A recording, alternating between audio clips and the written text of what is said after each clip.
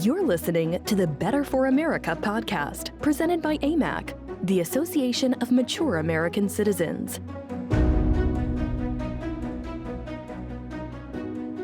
Hello, everybody. I'm Rebecca Weber, and this is your AMAC podcast, Better for America. I'm very happy today to have with me Bobby Charles. Bobby Charles is our AMAC spokesman, and Bobby Charles has worked in criminal justice and national security for over 30 years.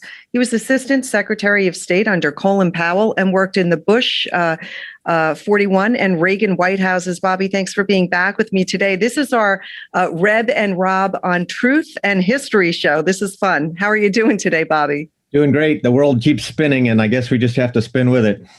That's exactly right. You know, I love that we always talk about the truth, and we love to blend history into some of our stories and the time that we have together. One of the things that's been driving me crazy is hearing about what's happening with the Major League Baseball, right? And we heard that Manfred, he is the baseball commissioner. He made this decision to move the baseball game out of Georgia, the great state of Georgia, and move it over to Colorado. So I'm scratching my head thinking, well, why are they bringing politics into sports? I mean, people love baseball. It's an American sport, right? We love it. And, you know, there's so much division among people when it comes to politics. We don't want to go to a baseball game and have to think about that kind of stuff. Yeah. But the sad part about this whole thing to me are the lies that we're hearing. They're spinning the truth. And the damage that we see is going to come to Cobb County, Georgia, which is highly populated minorities really make up the greater population in this county. And I feel so saddened that they're going to be hit so hard. We're coming out of a pandemic. Many small businesses are gone forever. And many other businesses, small businesses, minority-owned businesses, were really looking forward to seeing how their business might get a little bit of an uptick because the game was going to be in town, only to hear that the game is being moved. So it hurts Georgian citizens, but it also makes not a lot of sense to me, because when I looked into it and said, well, what's so much better about moving it to another state if it's all around their voting laws? Can you explain a little bit what was behind this decision?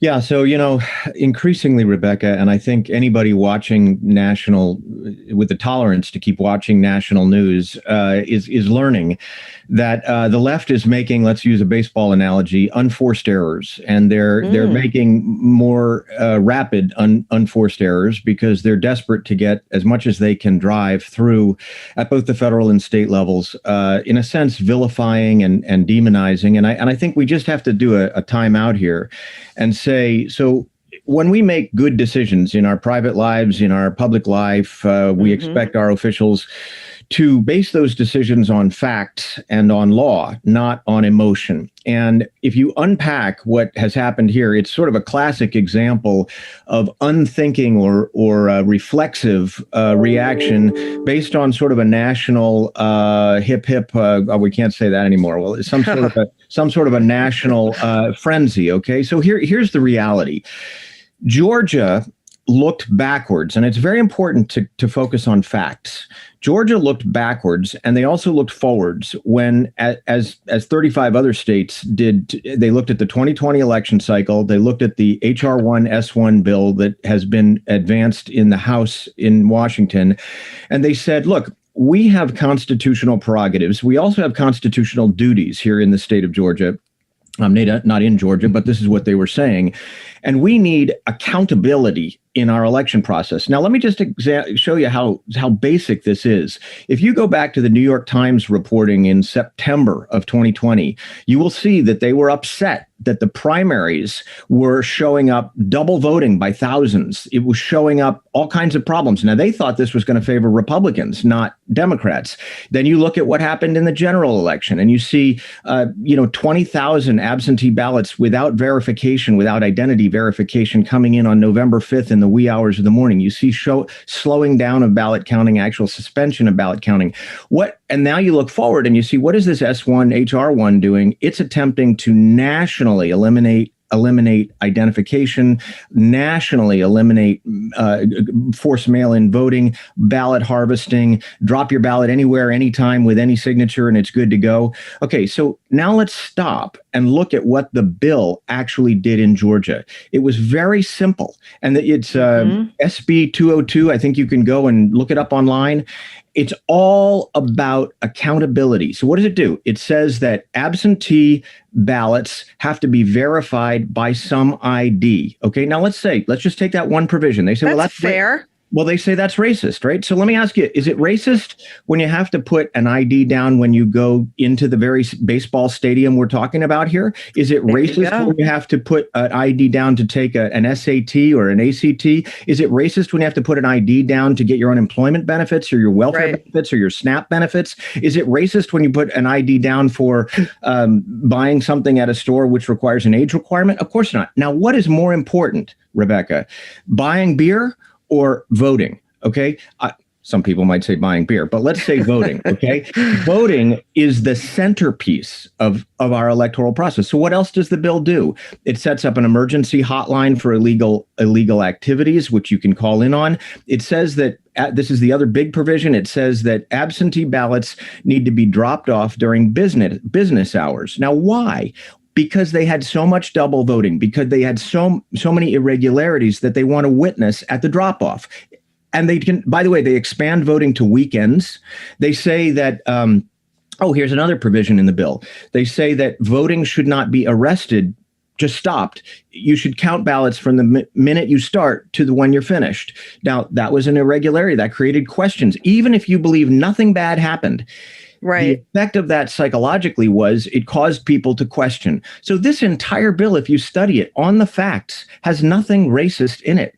But this narrative that they've promoted is intended, in effect, to excuse anything that happened in the past, to make it seem that the Republican Party in Georgia, which is a party line vote on this bill, is somehow racist, which is ironic because the history of racism in the South is predominantly built around the Democratic Party. And then it's intended, honestly, Rebecca, they're just saying, hey, these are constitutionally given state prerogatives. We don't want them taken away, so we are going to codify them. So what's wrong with that? Yeah. In other words, Georgia did the right thing to say, hey, we want to try to make sure that the mistakes that occurred in the 2020 election don't occur again. So they took certain measures. And, while we're waiting to see if S1, which is the companion bill to HR1, which is a terrible, terrible bill that strips states of the ability to check for voter ID and does all kinds of things that really, in my opinion, prevent American people from ever being able to vote another conservative president into office again. But here's the hypocrisy or the strangeness about the decision by this baseball commissioner, because the Georgia law provides for 17 days of in-person early voting, including 2 Sundays. Colorado law provides for 15 days, which do not include Sundays. So what exactly is the statement that Manfred thinks that he's making regarding voting rights? And the president to get behind the decision and say, oh, yeah, it's smoke and mirrors. I think they're trying to convince people that aren't paying close and careful attention to the details that HR1, S1 is good. And we're going to, smack down the hands of any state that tries to do things that aren't in line with ultimately what S1 is going to do. Well, and what you're pointing out, Rebecca, is sort of a larger phenomenon, if you will. There's this concentric circle, and at the center right now is this Georgia bill that everybody wants to talk about, which is, frankly, go study it. There's nothing racist in the bill. You step out one circle further, and you have this corporate and personal self-censorship and a sense that everybody's woke and they need to respond. If somebody says jump, they say, okay, fine, and then jump higher. Okay, jump higher. So here's the problem. Major League Baseball, and you're absolutely right, sports was one of those areas. Unfortunately, the NFL fell off in this direction, but sports was an area where we said, you know what, put all the rest of the world aside.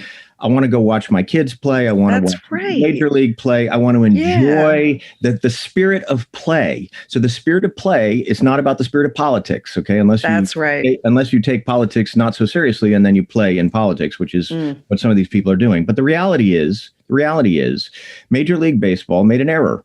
And the error was that they thought we will react quickly, and so will some of these corporate sponsors, so that we get political benefit. I think they call it virtue signaling. We'll get political benefit somehow from being the ones that bang the drum. The problem is they bang the wrong drum for the wrong purpose. And the purpose here is to villainize basically people who are just looking for rule of law. And the saddest part about this is that the average American has to sustain this and look at it and say, you're tiring me again. You're taking something that's non-political, something that I've enjoyed. I mean, they're doing, by the way, this corporate self-censorship has gone, as we talked about last time, everywhere, Bobby. Into food, it's everywhere. Baseball, and football. And we have to stay, look, let's just try to be a little smarter about this, okay? That's right. There's common sense. And we can play baseball without having a political discussion. And it's a shame that we see Major League Baseball acquiesce to these woke gods, and I think it will come back to bite them. American people are too smart in the end, and we care about our traditions, we care about our values. And I want to move to a couple of other quick questions, because Bobby, you have a graduate degree in business, and one of the areas or economics. I'm sorry, yes, economics. Geez, that stuff is tough to really fully understand. But we've got another major thing that nobody's really talking about that we ought to be talking about is the national debt. And as a businesswoman. As a mother that runs a household, I understand what it means to take money in and pay money out. And at the end of the day, you've got to make sure that you cover your expenses. And, we've all been in hard places in our lives, but I don't know if you've ever been there, but, in my early 20s, I was in some credit card debt. I had like a 19% or 20% interest rate. I was spending more than I was earning. I was putting my overspend on my credit card, and I was paying interest on that credit card, and that interest was killing me. And so we have to recognize that the country has this huge, huge national debt, and we're not balancing our budget. And I just would like to, because AMAC, one of our initiatives is really to bring about a smart conversation. How do we make sure that our future generations aren't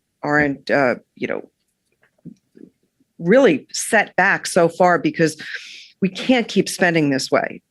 Something's going to give at some point. My father, he talked about this for years, and it was very near and dear to his heart. So, with your degree in economics, I mean, what are your thoughts on how this national debt just continues to grow and grow, and we spend and spend? Yeah. So this is a great point, Rebecca, and it's a point not commonly talked about, because everything that we talk about is sort of in the instant moment. We're talking about baseball, and we're talking about the thing that happened in the headlines yesterday. The truth be told, that the hardest things to concentrate on in life are the intergenerational promises and threats, the things we look forward to, and the things that we properly should be worried about. And what's happening right now is that it's not just Democrats. There are some Republicans here too who are not focused on the long term and recognizing that it is utterly irresponsible. Three or 4 years ago, we never talked. I mean, I worked 5 years on the Hill. We never talked about a bill that started with a T, trillion. That was an unthinkable number. And actually, if you want to go back, let's say 25 years, nobody thought about a bill with a B in it. A billion. Yeah. Okay. And there's the famous old adage, a million here and a million there. Well, reality is that these things add up. They're like a giant weight on the scale. And the weight is on, it's like G-forces. It hurts the chest when you think about it. Okay. Who's that weight on? That weight is on our children, our grandchildren. And what if we can stay solvent through great grandchildren, that's where the weight is. Okay. It actually is on, it's going to even be on us. And here's why. If you start spending, which they've done here for now years, but now they're accelerating, it's a curve that's an exponential curve. It's going up much faster. When you start spending like that, you're absolutely right to draw the analogy to a personal bank account, because your interest rate on the debt itself begins to be the tail that wags the dog. And what is the effect of all that? Let's be very straight about it. When you get a country that is massively in debt, this is how go back and research, this is how most civilizations fail, literally. Well, this is the history right here. This is the history part. We got to learn from it. And so civilizations fail when they become so in debt, whether it's because of war or overspending domestically, that they've spent themselves into the future to a point where it's no longer credible. There are only three ways to get out of massive debt at the federal level, which incidentally causes, well, here are the three ways. You can start cutting these federal programs. And you tell me, where's the courage to do that? Until we elect in 2022, 2024, as your father always pushed for, fiscal conservatives who were thoughtful and recognized the responsible leadership is limiting government, not expanding it. So cutting is one thing. The second big thing is you can on paper, you can balance it by massively increasing taxes. And this is what they're going to do. They're going to cheat. That is what they'll do. Okay, but here's the problem. When you pull money out of the private sector, that causes people to no longer be able to hire and to improve wages and to do all those things that keep the real engine of the economy going. Ultimately spend less as well. People are more likely to attempt to save. That's right. That's right. You know, and the third way, of course, is to what's called inflate your way out. And this is where seniors and all of us should be concerned, because high levels of inflation, which occurred in the late 1970s, probably the worst case recently in our history. But frankly, in places like the Weimar Republic, hyperinflation, basically what happens is if I'm going to pay those dollars back to China, who, for example, has gotten into our debt market, or I'm going to pay it back to anybody holding a bond, or I'm going to pay it back. The federal government has all these obligations. If I'm going to pay them back, one of the cheats is that you can decrease the value of the dollar with inflation. So now the dollars I'm paying back are not worth as much as the ones that I used in the first place. That's right. The problem is that affects everything. That affects all of us, all of our wages. If we have a 10% inflation rate, or God forbid we get into 20 or more inflation rate, those dollars that we depend upon to pay for basic functions are now not worth as much. And the prices of food and the prices of transportation and all those other prices go up. So there's only three ways. You cut the programs. That's the responsible way to do it because we're way out over the top. You stop spending crazy federal money that doesn't belong to you. All these people who are spending in Congress are spending your money. That's right. Money. They're not spending their money. Yep. Right? So bottom line, Rebecca, is you can either cut, you can raise taxes, which slows the economy down, or you can inflate your way out of debt. And unfortunately, the second two are not good choices. That's right. Well, I think it's good that people can understand that we can look at other nations. We can see how, in fact, nations have crumbled because they've haven't figured the right way out or the best way out, and it's really damaged economies and not good for America right now, where we stand to see this national debt just inflate and more spending. We're not cutting. We need to cut, and I want to turn to a couple of feel-good stories. You had some great leadership. One of the things that's sad to me is we are lacking really good, strong leadership. When we have such a short time on this great earth, and when we're gone, what people remember are the way, the impact that you had on other lives, the way that you made people feel. People remember that, So when I think about people in Washington, and I specifically think of Kamala Harris and Joe Biden and Nancy Pelosi and Chuck Schumer, I don't think that they're doing the right thing. I don't think that they've got the kinds of leadership that we saw in Ronald Reagan or Donald Trump. Right. I don't think that they've got the moral fiber, they don't seem to be value driven, and they do seem to be so consumed with power. Yeah. Because so many people aren't feeling good about what they're doing, what they're saying. Yep. And that's the legacy that they're going to leave behind. You almost think to yourself, don't you care about your values? Don't you care about your legacy? Do you have any values? You worked under Reagan White House and Bush 41. Can you share any stories about their leadership style? Sure. And how different that is from what we're seeing today. And I think there's a message of hope in this, because we'll have another president. We won't have Joe Biden forever. Let's hope it's not Harris, right?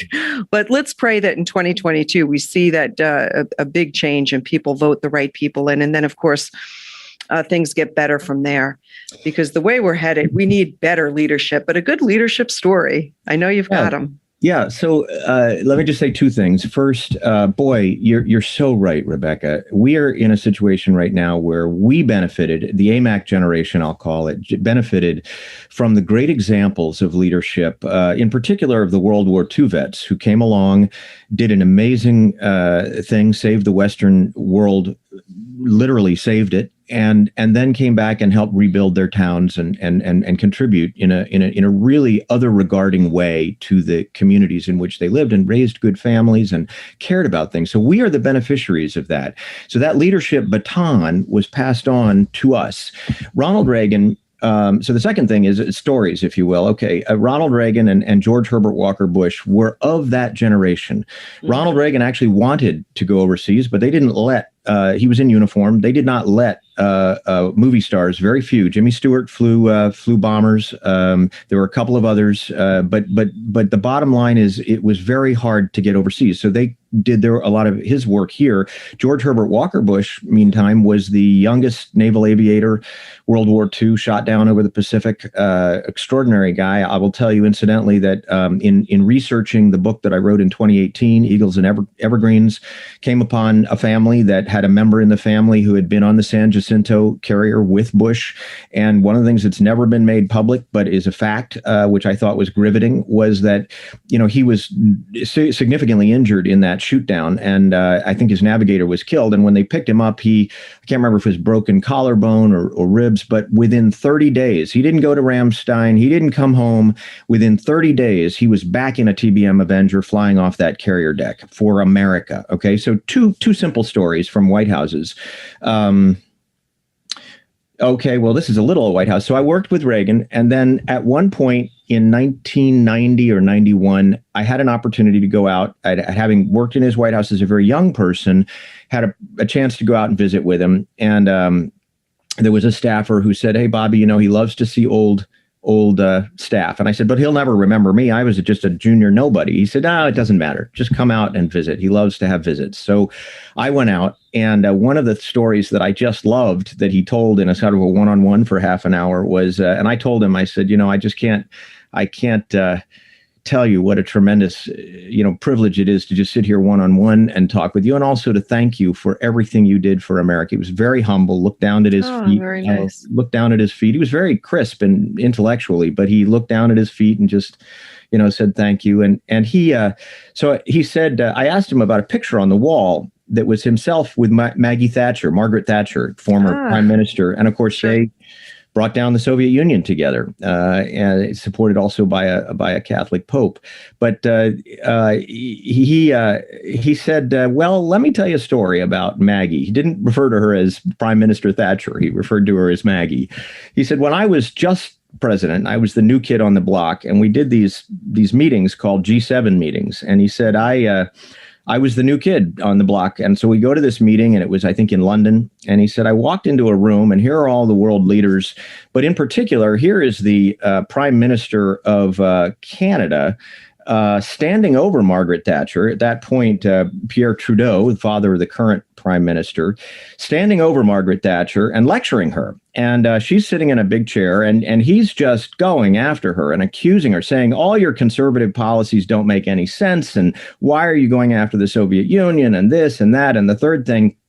And Margaret Thatcher apparently was sitting right in a chair and said nothing. So as Trudeau wandered away, Reagan said, I went over and I caught up with her as she was stepping out. And I said, Maggie, that he had no right to say those things to you. And you just sat there and you let him say all those things. Why did you let him get away with that? And this is Reagan talking. And he says, she looked You do a good Reagan impression, by the way. Sounds like him. He said, Maggie just looked at me and she said, Ron, a woman must know when a man is being simply childish.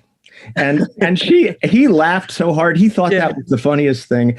Yeah. So leadership is about self-deprecating good humor, because you have to remember you serve others. They don't serve you. And the other little short story I'll give you is about George Herbert Walker Bush. As a junior staffer, they would circulate on the Office of Policy Development. They would circulate draft speeches before they were given.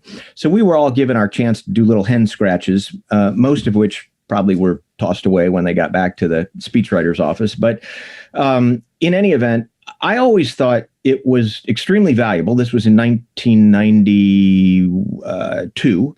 I thought it was extremely valuable that people understand that George Herbert Walker Bush, although different from Reagan, was a genuine national hero, that this guy had done things that were just truly heroic in World War II. And we have to separate sort of nonsensical kind of heroes that we talk about who are rock stars or rap stars or something from real heroes who have put their life on the line for us. So I would write in, if he was giving a speech to, let's say, a military academy, I would write in and I would just like to note that, having served in World War II and been shot down, I have a sense of the commitment you make or something like that. I did this time after time, and they were always never in the speech. I'd go listen to the speech and nothing there. So I finally went down to the chief speechwriter's office one night. It was 10 o'clock or so at night. And I said, what gives here? We're in an election. I mean, I'm not an election guy. I'm not a campaign guy. I just know the merits of what this man has done.